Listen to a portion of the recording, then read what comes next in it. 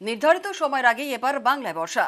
মৌসুমী বায়ু বৃহস্পতিবার কেরলে ঢুকে পড়েছে, আর 2-3 দিনের মধ্যেই ঢুকবে বাংলায়।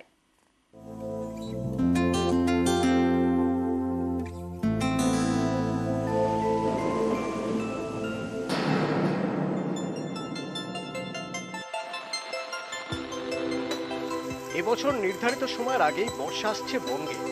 জুনের শুরুতেই আগমন। বাংলায় বর্ষা ঢোকে জলপাইগুড়ি হয়ে। সাধারণত 7ই জুনই বাংলায় বর্ষা ঢোকে, এবার ঢুকবে 1-2 তারিখের মধ্যে। আজকে কেরালাতে মনসুন অনসেট করে গেছে, so that south east monsoon আগামী 2-3 দিনের মধ্যে আমাদের যে সাব হিমালয়ান ওয়েস্ট বেঙ্গল আছে এবং সিকিমেও আগামী 2-3 দিনের মধ্যে অনসেট করে যাবে। আর আমাদের যে গাঙ্গেয় পশ্চিমবঙ্গে মনসুন অনসেট, এটুকু বলতে পারি যে এখনো পর্যন্ত ফ্লো প্যাটার্ন আমরা যা দেখছি তাতে আমাদের মনে হয় না যে সাউথ ওয়েস্ট মনসুন তার নর্মাল যে ডেট আছে তার পূর্বে আসবে বলে মনে হয় না। বৃহস্পতিবার কেরলে প্রবেশ করেছে মৌসুমী বায়ু। নির্ধারিত সময়ের 2 দিন আগেই কেরল ভিজছে বর্ষার বৃষ্টিতে। लो लेवल में विंड काफी स्ट्रांग है।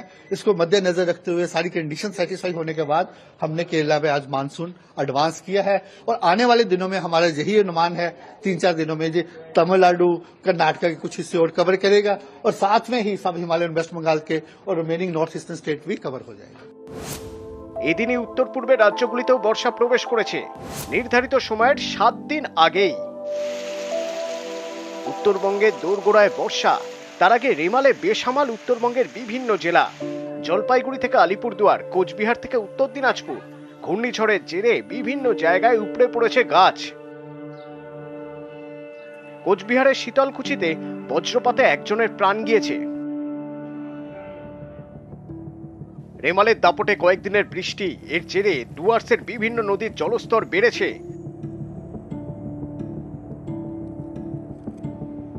জলপাইগুড়িতে ফুঁসছে তিস্তা। বর্ষা আগে আসছে জেনে আতঙ্ক বাড়ছে নদী পাড়ের বাসিন্দাদের।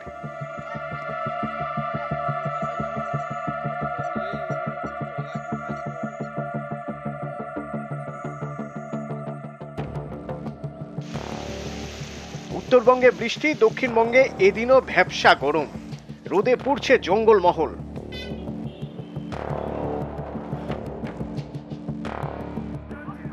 শনিবার দক্ষিণবঙ্গের 3 জেলার 9 আসনে ভোট। সেদিন দক্ষিণবঙ্গে বৃষ্টির সম্ভাবনা। নিউজ 18 বাংলা।